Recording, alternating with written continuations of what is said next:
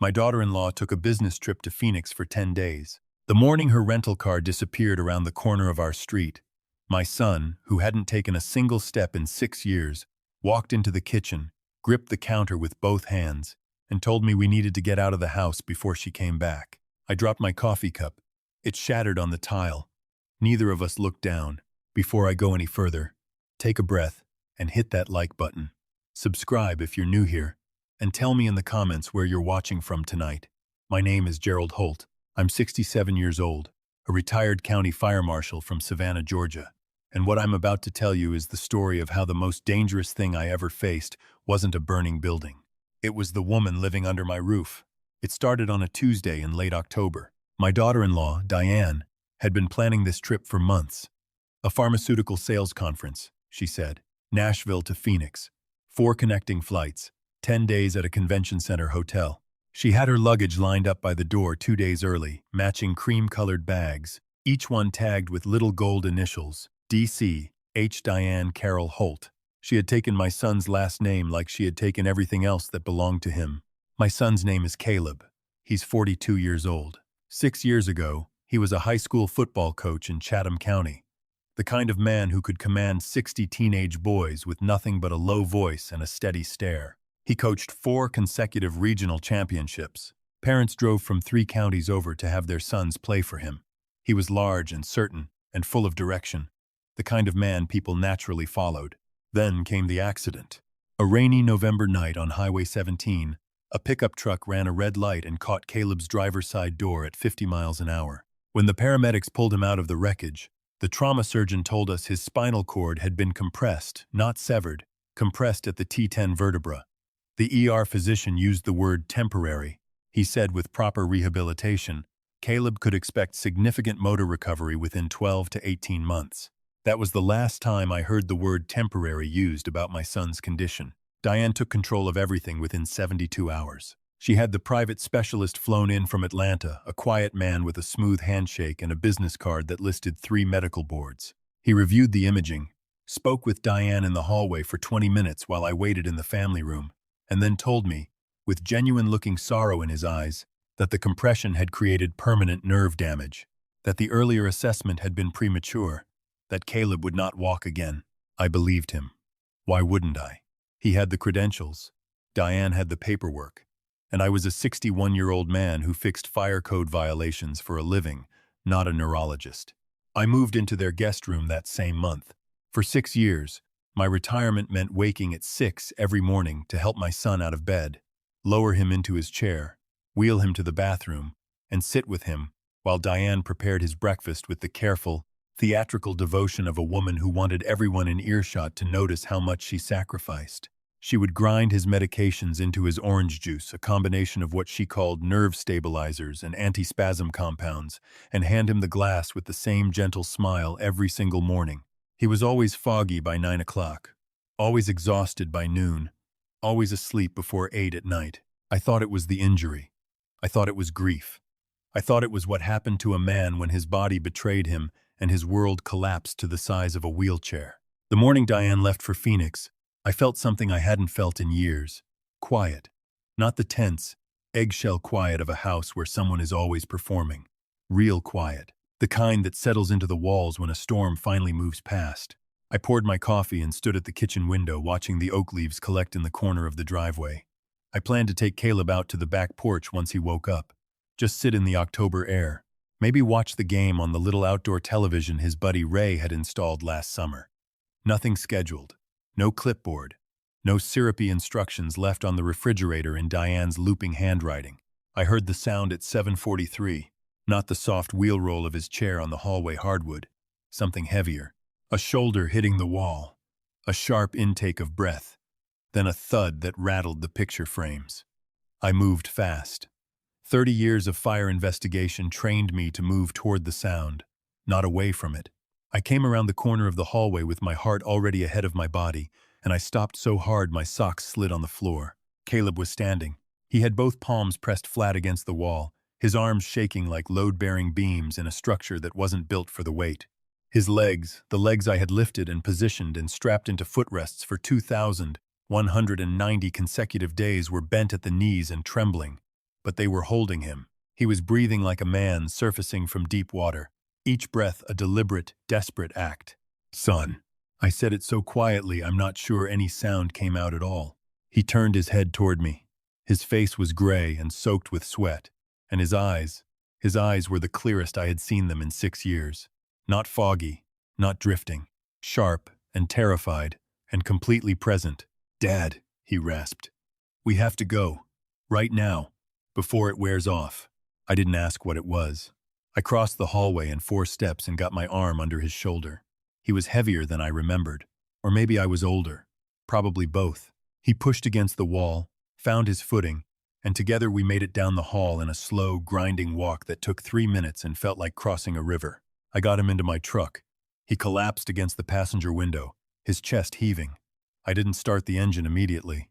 I sat there with my hands on the wheel and looked at the side of my son's face, and I asked him, very carefully, to tell me what was happening. He talked for 40 minutes. I didn't interrupt once. The accident was real. The compression injury was real. But the prognosis, the permanent damage, the irreversible nerve destruction, was a lie. The ER physician's original assessment had been correct. 12 to 18 months of targeted rehabilitation.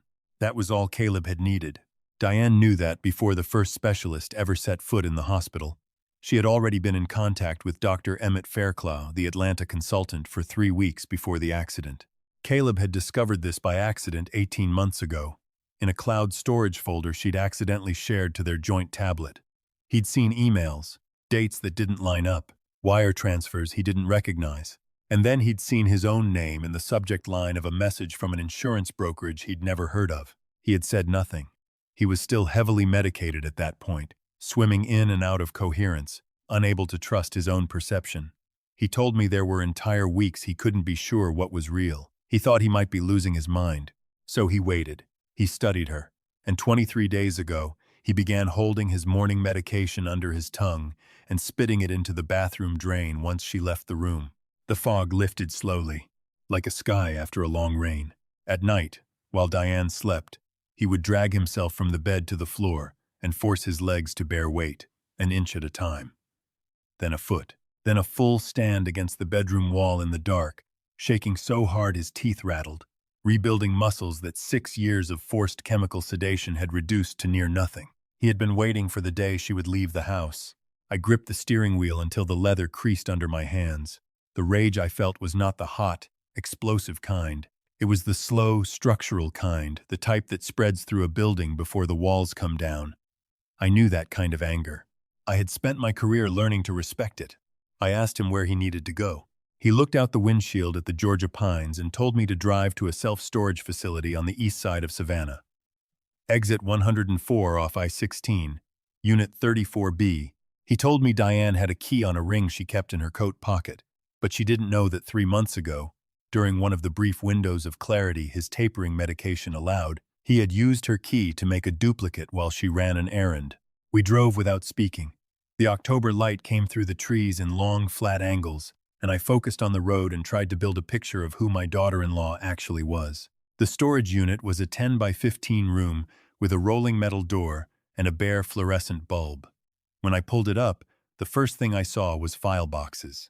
11 of them, stacked in 2 neat rows, each one labeled in Diane's handwriting. Behind them, a fireproof safe the size of a small refrigerator. Caleb knew the combination. Inside the safe were documents that turned my understanding of the last 6 years completely inside out. The first thing I found was Caleb's settlement. After the accident, a civil suit against the driver of the pickup truck had resulted in a $9 million judgment. Diane had told our entire family that the money was locked in a protected medical trust, untouchable, managed by a law firm downtown, invested conservatively to fund Caleb's lifetime of care. She had shown us paperwork. She had cried when she explained it. The medical trust didn't exist. The money had been moved through 3 LLCs she incorporated in Delaware, Georgia, and Tennessee over the course of 2 years. What remained of it was sitting in a private investment account in her name alone. What she'd spent was documented in the file boxes: commercial real estate acquisitions, 2 vacation rental properties in coastal South Carolina, a 40% stake in a private ambulatory care clinic operating in Augusta. She had used my paralyzed son's settlement money to build a business portfolio while I changed his sheets and spoon-fed him his breakfast every morning for 6 years. I opened the second file box and found the insurance policies. There were 4 of them, 3 on Caleb's life, each taken out at different times through different brokers, each listing Diane as the sole beneficiary. The combined death benefit totaled $6.2 million. The 4th policy was different. It wasn't life insurance. It was a long-term disability policy with an accelerated death benefit clause, meaning it would pay out a lump sum if the insured suffered a qualifying terminal diagnosis. At the bottom of the 4th policy, clipped with a binder clip, was a single printed email. It was from Dr. Emmett Fairclough, sent 4 days before Diane left for Phoenix. Everything is prepared on my end. The diagnosis documentation will be finalized upon your confirmation. Cause: progressive neurological deterioration consistent with long-term spinal compression syndrome. Untreatable. Estimated timeline: 6 to 8 weeks. Let me know when you want to proceed. I read that email 4 times. Then I set it down on top of the safe and looked at my son, who was sitting in my old camping chair with his hands on his knees and his eyes on the floor. "She's not coming back from a conference," I said. "No," he said. "She's not." The silence in that storage unit was the loudest thing I have ever heard. My first instinct, the one that fired before conscious thought, was to call 911, drive to the police department, lay every document on the nearest detective's desk, and let the law take over. That's what a reasonable man does. That's what a man who trusts the system does. But I had spent 30 years in fire investigation. I understood something fundamental about evidence. It's only as good as the person presenting it and the authority receiving it. If I walked into Savannah PD with these documents today, Diane's attorney would have a response within hours. She held Caleb's medical power of attorney. She would produce Dr. Fairclough's credentials, his board certifications, his professional reputation, and a story. A story about a confused, grief-stricken father who had constructed a conspiracy theory to explain away the tragedy of watching his son deteriorate. A story about a devoted wife who had sacrificed everything, now being persecuted by a bitter family who couldn't accept the medical reality. And Caleb, a man who was supposed to be severely neurologically impaired, suddenly walking and talking and accusing his caretaker of fraud. The legal system would look at him and see exactly what Diane had designed. An unstable, compromised patient making claims his own medical records contradicted. We needed something else. We needed her in the act. I laid it out for Caleb step by step. He listened with his coach's focus, still, absorbing, thinking 3 moves ahead. We drove back to the house. What I did over the next 4 hours came from 3 decades of arson investigation. When you investigate a fire, you don't just document the scene as it is. You anticipate what the fire will do next. You get ahead of it. I had 2 personal dash cameras, high-definition units I used to document fire scenes, and a set of wide-angle lenses I kept in my investigation kit in the truck bed. I ran 1 camera behind the kitchen vent facing the counter where Diane always prepared Caleb's medications. I ran the second from the hallway smoke detector housing, giving it a full view of the living room and the front door. I synced both feeds to a cloud server using my personal hotspot, bypassing the home network entirely. If she accessed the router or cut the internet, the footage would continue uploading to a server in another state. Then I went to Caleb's room and we planned what came next, with the same precision I used to brief fire crews. He would be in his chair when she walked in. He would take whatever she gave him but not swallow it. I would be visible, reading, unremarkable. The same tired old man she had dismissed for 6 years. We had 3 days before her scheduled return. She came back in 2. I was sitting in the living room with a John Grisham novel I wasn't reading when the front door opened at 11:47 on the second evening. Diane stepped in wearing a dove-gray travel jacket and pulling her cream-colored luggage. And the first thing she did before she set down her bag, before she said hello, was look at the kitchen counter where Caleb's pill organizer sat. Her eyes went there before they went to either of us. I noted that. 30 years of investigation taught me that what a person looks at first tells you everything about what they're thinking about most. She turned to me with a wide smile and said the conference had been cut short. Reorganization in her division. She was sorry she hadn't called ahead. She looked rested, not disappointed. Her cheeks had color. Her eyes were bright. She looked like a woman who had completed something, not interrupted it. I smiled back and told her we were glad she was home early. She crossed to Caleb's chair and stroked his hair and murmured something I couldn't hear from across the room.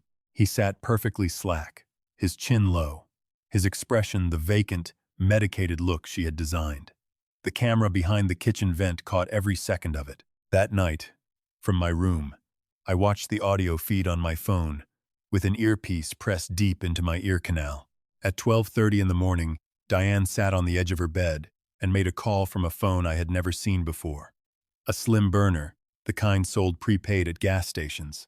She spoke quietly, but the microphone I had placed in the hallway vent was sensitive enough to pull her voice through the wall. She told the person on the other end that she was back early, that everything was in position, that she needed the documentation ready no later than Friday. Then she said, "Let's just get it done. I've waited long enough." I sat in the dark with that sentence pressing against my sternum like a hand. I didn't sleep. At 4 in the morning I got up, put on my boots and my jacket, and walked out through the back door into the cold Georgia night. I drove 40 minutes to the federal building on Bull Street. The FBI field office in Savannah maintained a resident agency, a small satellite operation connected to the Atlanta field office. I had worked with them twice in my career on insurance fraud cases involving deliberate arson. The duty agent who let me in was a young woman named Special Agent Carla Desmond. She had the brisk, unimpressed manner of someone who had heard too many walk-in tips that amounted to nothing.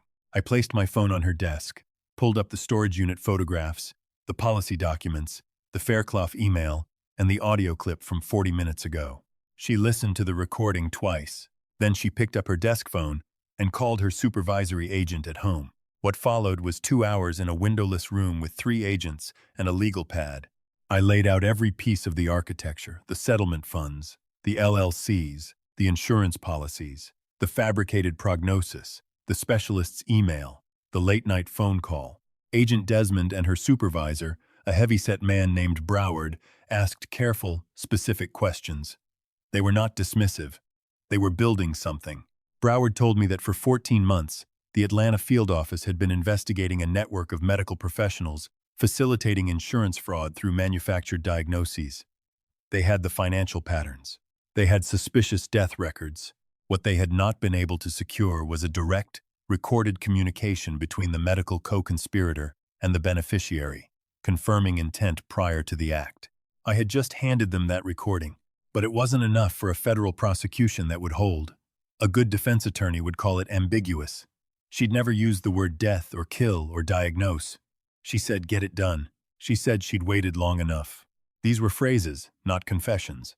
Broward looked at me with the flat expression of a man about to ask something he knew was unreasonable. He told me I had to go back, that I had to let her proceed far enough to commit the act, that federal agents would have the house-covered vehicles on both ends of the street, a tactical team 2 blocks out, a medical unit staged at the fire station around the corner. But I could not intervene when she administered whatever she had prepared. The agents needed to recover the substance from his body and document the attempt in real time. I am 67 years old. I have pulled bodies out of buildings. I have told parents their children weren't coming home. I have sat with widows in parking lots and read insurance reports that reduced human lives to line items. That was the hardest thing anyone has ever asked me to do. I drove home in the gray pre-dawn and sat in my truck in the driveway for a long time. Then I went inside, took off my boots, and lay down on my guest room bed and stared at the ceiling until daylight came through the curtains. The next day and a half moved the way time moves before something irreversible happens.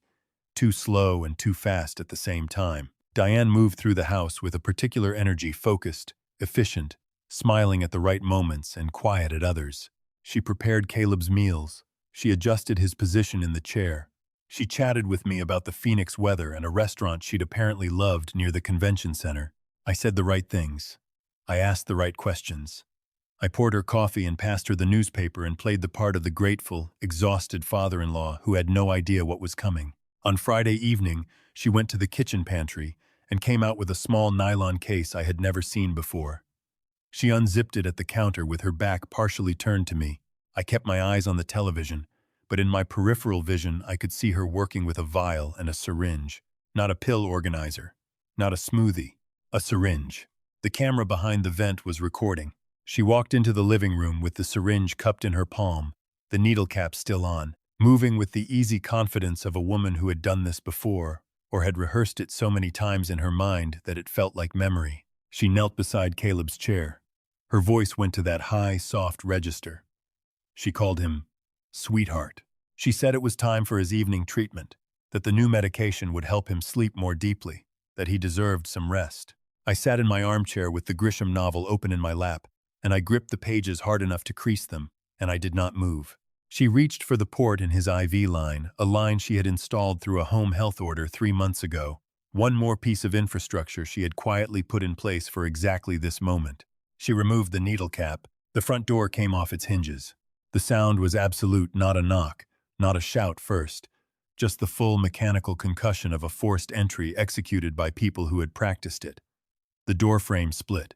3 agents in tactical vests came through the opening in less than 2 seconds. Flashlight beams crossing the room, voices stacked on top of each other giving commands. Diane lurched backward. The syringe hit the hardwood floor and skittered under the coffee table. 2 agents had her arms before she recovered her balance. She didn't scream. She didn't cry.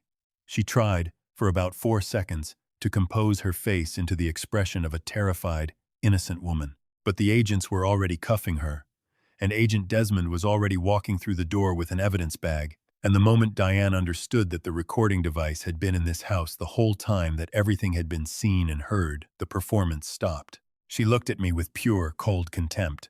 Not anger, not betrayal, contempt. Like a contractor who has been caught using substandard materials and is annoyed at the inconvenience of being noticed. She said nothing to me. She had nothing left that would work on me. 2 agents walked her out through the broken doorway. I crossed the room to my son. Caleb was breathing hard, his hands gripping the armrests of his wheelchair, and when I put my hand on his shoulder, he reached up and grabbed my wrist, the way a man grabs something when he's afraid of what he might do if he lets go. "She's gone," I told him. He nodded once. His jaw was locked tight. He was shaking, but he was present. Completely, entirely present. No fog, no drift. Just my son, in his chair, on the other side of the worst 6 years of his life. The paramedics came and checked him over. The syringe was collected and sent for analysis. Agent Desmond walked me through the next steps in a tone that was clinical, but not unkind. "Doctor, Emmett Fairclough was arrested at his Atlanta practice the same hour. 2 more associates in the fraud network were picked up before morning. Diane was charged at the federal level, attempted murder, insurance fraud, wire fraud, conspiracy, unlawful imprisonment. Her attorney filed the expected motions. None of them landed. The recordings, the documentation, the physical evidence, and Dr. Fairclough's cooperation agreement made her defense largely symbolic. She was convicted on all counts 14 months later. The judge sentenced her to 38 years without possibility of early release. I sat in the 3rd row of that courtroom and watched the bailiff walk her out, and I felt something I hadn't felt in a very long time. Nothing. The clean, empty nothing of something being genuinely finished. The road back for Caleb was not easy or fast, and I want to be honest about that, because I think stories owe people the truth of what recovery actually looks like. It took 3 months before he could walk the length of the hallway unassisted. 6 months before he could manage stairs. A year before he went back to the high school not to coach, not yet, but to sit in the bleachers and watch his former assistant run a Friday night game. The players found out he was there at halftime. 32 of them came up into the bleachers and stood around him in a semicircle. These enormous young men in muddy jerseys, not sure what to say. Caleb looked at them and said, "Boys, it's good to be back." They won the game by 2 touchdowns. I am 67 years old. I spent 30 years in fire investigation, and the thing I learned, the thing that never changes no matter how many scenes you work, is that the most destructive fires are not the ones that start loudly. They're the ones that start in the walls, in the hidden spaces, burning through the structure slowly and silently, while everything on the surface looks fine. The people who want to harm you most are very rarely the ones you don't trust. They are almost always the ones you trust completely. Pay attention when something feels wrong inside a situation that looks right. A loving caregiver does not isolate. A devoted partner does not require your helplessness to function. Trust your gut even when every credential and every smile in the room tells you you're wrong. And if you ever find yourself living inside someone else's careful design, know that the truth has a way of finding its own exit, even when every door has been locked. Have you ever realized that someone you trusted was not who you believed them to be? Tell me about it in the comments. Tell me where you're watching from tonight. If this story stayed with you, please like this video, subscribe to the channel, and share it with someone who needs to hear it.